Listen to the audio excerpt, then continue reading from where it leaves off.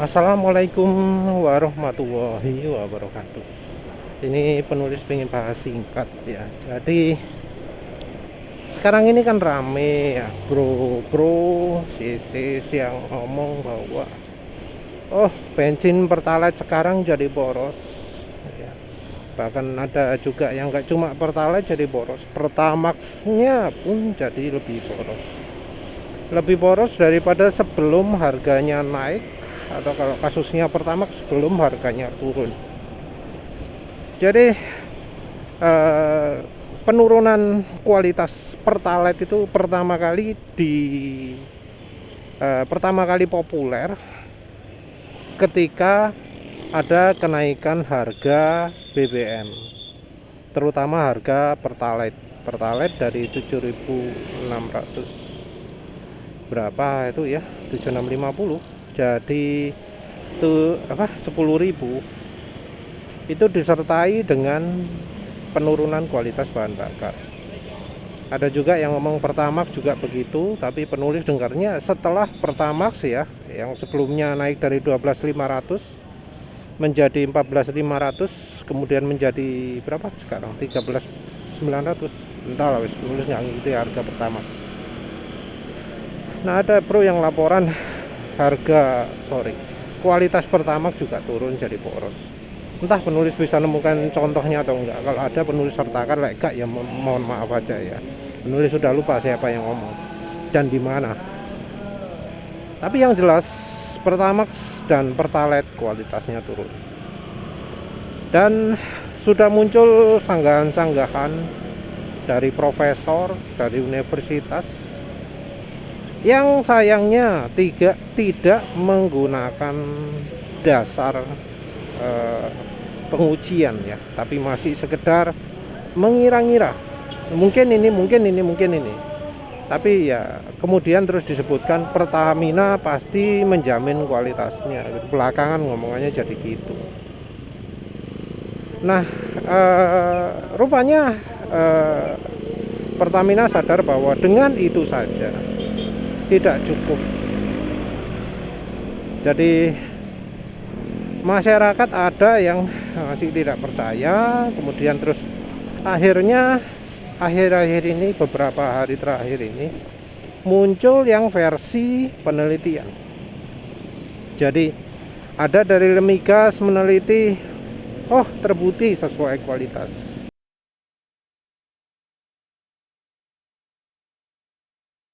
Ada juga di video Universitas Hasanuddin, tapi kok entah mengapa yang posting kok Pertamina sulut,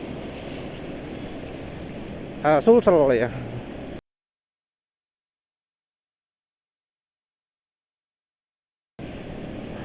Entah mengapa jadi kok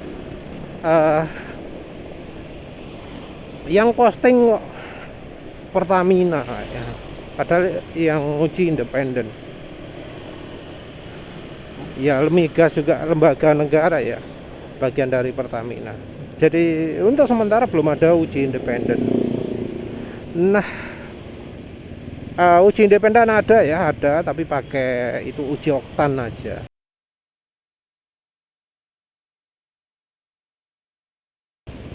Uji oktan kebaca oktannya 86.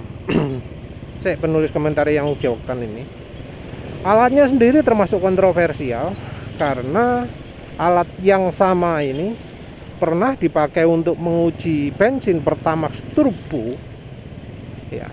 Bensin Pertamax turbo angkanya bisa ketemu 86.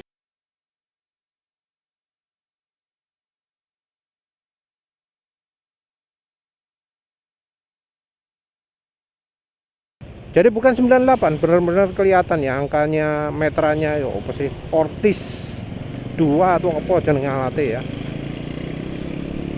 Jadi Pertamax turbo itu kebaca 86, bukan 98, 86. Saat itu dibandingkan juga dengan bensin yang lain. Ada yang bensin sel V-Power sama apa ya, entahlah, lupa penulis. Sudah lama penulis buat video atau artikelnya. Tapi sel V-Power dan bensin total kalau nggak salah itu kebaca 100 di alat tersebut. Ya sementara kita tahu sendiri oktannya V-Power itu cuma 95, yang total ya mestinya cuma 95. Cara kerja alat ortisnya sendiri juga pakai apa ya, pakai hambatan listrik kalau nggak salah ya. Penulis sampai download manualnya, tapi di manual ortis sendiri ada keterangan bahwa alat tersebut tidak bisa dipakai untuk pembuktian di pengadilan.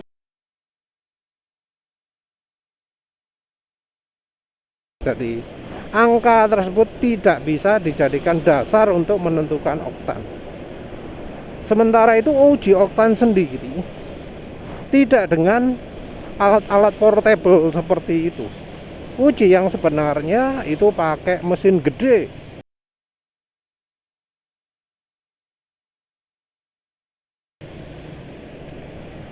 Mesin besar ya. Pakai mesin yang apa jenenge? Khusus ono standar ASTM berapa lah untuk uji oktan itu. Jadi beneran dipakai, disimulasikan kayak di mesin, dicek itu knockingnya di berapa, nanti akan ketemu angka oktan baik MON, RON atau apa mana itu sembola AKN tahu apa. Oh AKI ya, bola wis penulis sudah lupa kalau oktan-oktanan itu. Dari angka tersebut ya jelas beda ya, dari hasil uji tersebut jelas beda antara uji pakai alat portable dengan uji sebenarnya. Balik lagi ke angka 86. Menurut penulis angka 86 itu masih nggak parah lah, nggak fatal lah ya. Karena penulis sendiri sering pakai bensin, baik ya Pertamax Turbo, Pertamax, Pertalite. Dulu zaman premium motor NMAX penulis ini selalu pakai premium. Beda oktan, nggak begitu terasa. Oktan kalau terlalu rendah, ya nggak sampai bikin tenaga ngedrop jauh. Yang biasanya terasa itu adalah knockingnya, kelitikannya. Jadi angka oktan 86 yang ditunjukkan di hasil uji tersebut menurut penulis itu masih normal lah. Bisa aja itu pertalite-nya masih pertalite zaman dulu, bukan pertalite zaman sekarang, bukan pertalite setelah harga naik. Lagi pula pertalite yang diuji itu warnanya hijau.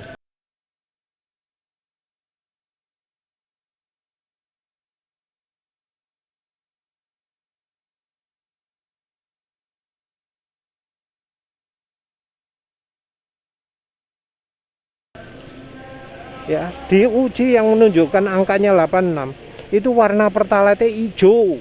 Padahal yang jadi masalah adalah pertalite yang warnanya coklat, warnanya kuning, bukan yang hijau.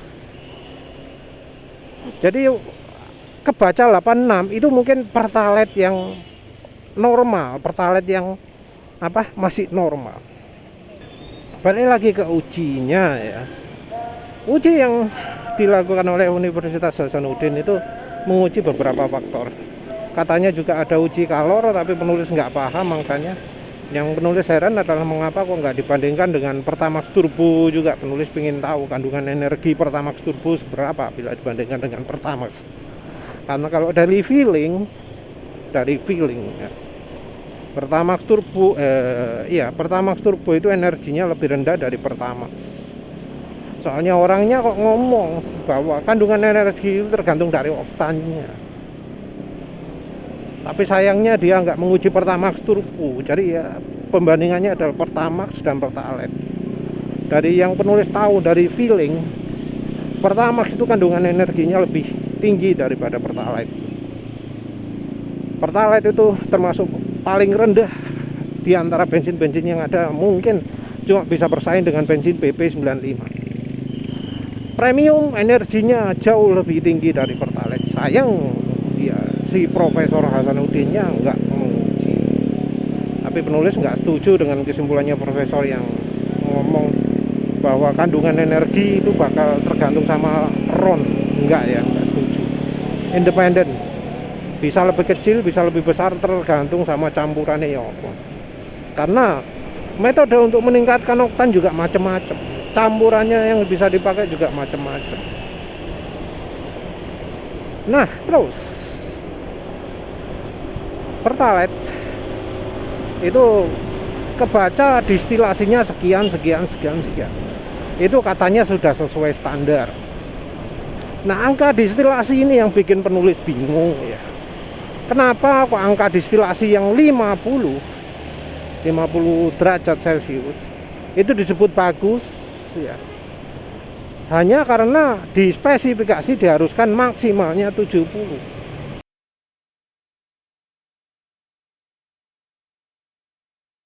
Penulis nggak paham mengapa kok seperti itu. Jadi 10%, keterangannya adalah 10% ke gitu ya. 10% ke 50 derajat koyoke ya. Angkanya itu adalah angka volatilitas kalau nggak salah. Angka penguapan. Angka penguapan ini menunjukkan apa? Kalau dari referensi yang penulis temukan, angka volatilitas, angka penguapan ini menunjukkan seberapa cepat bensinnya itu terbakar. Jadi angka mudah terbakar atau tidak itu bisa diekstrapolasi dari hasil volatilitas itu.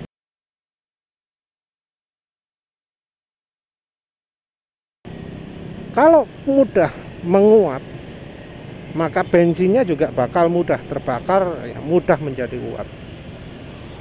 Terlalu rendah nggak baik, energi akan berkurang karena ya susah terbakar. Tapi terlalu tinggi juga nggak baik, karena nanti kalau untuk di pesawat terbang, di pesawat jet atau apa gitu ya katanya, itu kalau volatilitas terlalu tinggi mudah menguap. Uap ini akan membuntu injektor. Jadi cairan injektornya nggak bisa ngalir, karena kalau injektornya pas sudah panas ada uap yang menghalangi aliran dari bahan bakarnya, dari cairan bahan bakarnya, seperti itu. Nah, yang bagus tentunya adalah yang mendekati tapi tidak terlalu jauh. Nah, 50, angka 50 rasanya kok itu menunjukkan bahwa bahan bakarnya mudah menguap ya.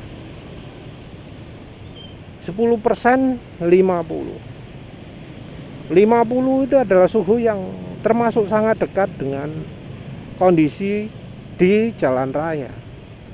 Di jalan raya yang suhu suhu tangkinya itu adalah 40-an derajat ya, suhu bagasi 40 derajat.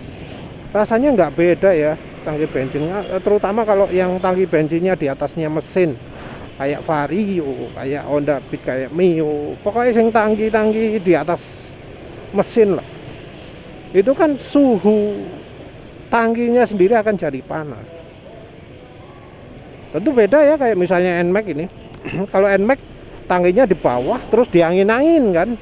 Jadi NMAX ini kan spesial karena tangkinya itu kena udara dari depan, ada lubang di depan, ada kisi-kisi di depan yang membuat udara ini menghembus ke tangki. Jadi kalau soal pendinginan tangki, NMAX lebih baik daripada PCX. Tapi tetap yang tangkinya bisa panas itu adalah motor-motor yang tangkinya di atas mesin, walau nggak terlalu ekstrim ya, karena memang tangki sendiri posisinya di atas roda, bukan benar-benar di atas mesin, tapi kan dekat dengan mesin, ya mesti ada pengaruhnya kan ya. Karena penulis sendiri pernah pakai motor Honda Beat, pakai Spin, pakai Next 2, bagasinya itu anget. Jadi tangki ya semi-semi anget lah. Mungkin oleh karena itu ya, boros itu terutama dirasakan untuk motor-motor yang tangkinya di bawah jok. Jadi motor kayak depan-depan ini, mungkin seperti itu. Intinya untuk soal distilasi ini kayaknya angka 50 itu ya menurut penulis rasanya termasuk mudah menguap ya. Jadi kalau ada yang mengeluh mudah menguap itu wajar. Terus ada satu faktor lagi. Satu faktor yang tidak, kenapa ya, kok dicueki gitu loh sama yang uji-uji ini, sama masyarakat secara luas gitu. Faktor yang diabaikan oleh mereka yang menguji ataupun yang mengakui hasil pengujian tersebut adalah faktor distribusi, faktor pemerataannya. Apa emang semua pom bensin, semua SPBU di Indonesia itu pertalite ngedrop semua? Apa emang semua wilayah itu sama pertalite-nya? Karena ya selama penulis pakai NMAX atau NEX 2, ketika bensin pertalite harganya naik, penulis mengalami berbet memang beberapa, tapi tidak mengalami lebih boros atau jadi boros banget. Angka konsumsi bahan bakar itu masih normal. Penulis itu normalnya 1:40, kalau boros 1:36 karena memang penulis ket-ketan. Ini sekarang angkanya 38,5. Bukan angka yang buruk karena memang ya kondisinya macet, kondisinya kebut-kebutan kalau pas lengang. Angka ini angka wajar. Padahal ada orang lain yang ngaku sampai boros, sampai 2 kali lipat lebih boros. Ada. Apa mereka bohong? Penulis yakin enggak, karena yang ngomong enggak cuma 1-2 orang, ratusan bahkan ribuan ya. Nah, ya harusnya kalau melakukan sampling, kalau melakukan pengambilan contoh, itu dari pom bensin, dari SPBU yang ada masalahnya. Nggak langsung asal semua SPBU gitu, nggak semua asal comot SPBU terdekat. Mentang-mentang di Sulawesi Selatan diambil di pusat kota. Iya, ya apa ya? Apa emang kalau di situ ada testimoni bahwa bensinnya yang bikin berbet? Apa kalau di situ ada testimoni bahwa pakai pertalite-nya situ bakal bikin boros banget? Karena penulis sendiri dipompa bensin langganan, penurunan kualitas terjadi minim sekali, kayaknya cuma sekali, dan itu pun nggak sampai parah-parah banget. Borosnya juga nggak boros-boros banget, boros paling cuma berapa sih? Saya penulis inget-inget ya, kira-kira 1 liter sehari lah, 1:45. Setelah beberapa waktu kemudian penulis pakai NEX 2 lagi, jadi berapa ulangannya, 1:60-an lah kira-kira kayak gitu.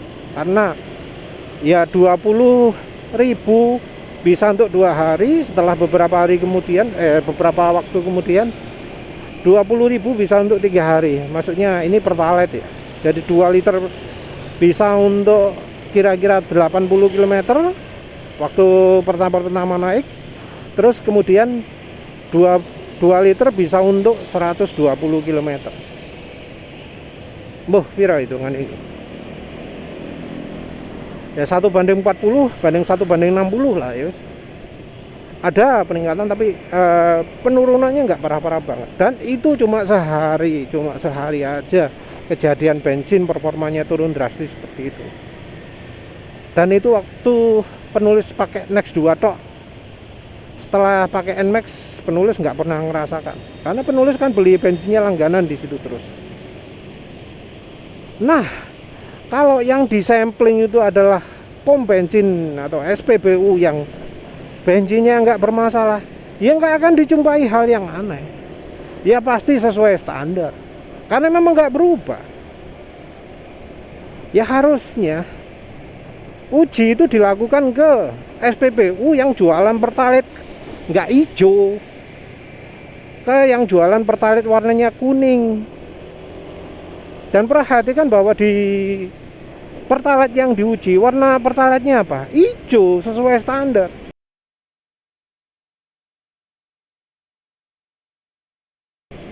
Ya jangan harapkan hasilnya bisa beda, ya pastilah sesuai standar.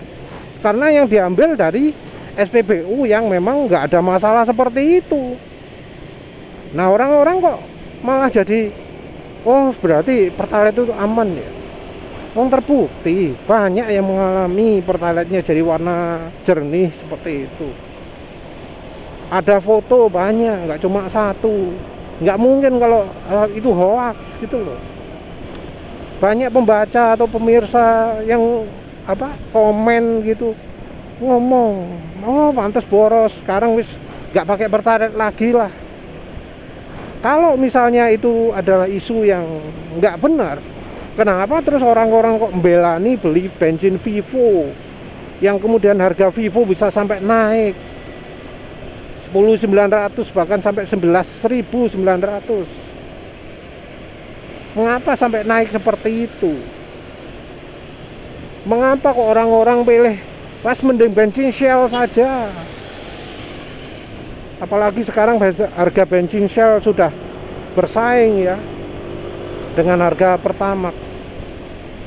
Mengapa kok orang-orang itu malah pindah ke Shell, belani pakai Shell? Jelas ada masalah pada bensin Pertamina. Dan sayangnya yang dijadikan samplingnya itu bukan yang bermasalah, tapi yang oke. Kalau hasilnya oke ya jelas bukan yang bermasalah yang disampling. Wes intinya itulah, intinya itu. Tapi ada kemungkinan juga bahwa penurunan kualitas ini sementara. Nunggu stok habis. Ya mungkin masih akan ada beberapa yang apes di daerahnya kebagian Pertalite busuk. Pertalite menurut penulis adalah Pertalite kadaluarsa. Mungkin ada yang ngomong dicampuri solar, dicampuri premium. Kalau campuri premium mustahil ya. Kalau masih ada yang jualan premium, mana tak beli nih. Aku penulis pingin beli premium lagi. Kalau masih ada premium, tak belani tuku. Tapi sayangnya sekarang enggak. Yang lebih mungkin ya itu solar atau minyak tanah. Dan ya kalau penurunannya parah sekali ya bisa aja itu minyak tanah. Tapi ya penulis juga nggak menutup kemungkinan kalau itu bensinnya kadaluarsa. Ya kalau sudah kadaluarsa ya jelas nggak layak pakai. Entah baik itu dari sisi penguapannya, kemampuan daya bakarnya, keamanan-keamanan yang lain. Tapi yang jelas kan karena nggak ada cerita mesinnya meleduk, mesinnya rusak, itu artinya secara oktan bensinnya masih aman. Kalau oktan terlalu rendah efeknya apa sih? Mesin rusak. Tapi kan nggak ada cerita mesin rusak. Yang ada itu adalah mesin berbet, mesin mati nggak mau nyala. Nah kalau cuma mati nggak mau nyala, itu problemnya bukan dari oron, tapi dari kandungan energi. Tapi ya tetaplah problemnya tetap apes-apesane sial atau beruntungnya dari rider-rider di daerah. Kalau yang beruntung bensinnya bakal sudah normal lagi. Kalau yang nggak beruntung apes sampai sekarang bensinnya bakal tetap merusak mesin, bukan merusak ya, bikin mesin nggak mau nyala, tenaga sangat boros. Yang bahkan ada yang posting pakai Pertamax lebih irit. Ya wes lah gitu aja. Terima kasih sudah menonton. Assalamualaikum warahmatullahi wabarakatuh.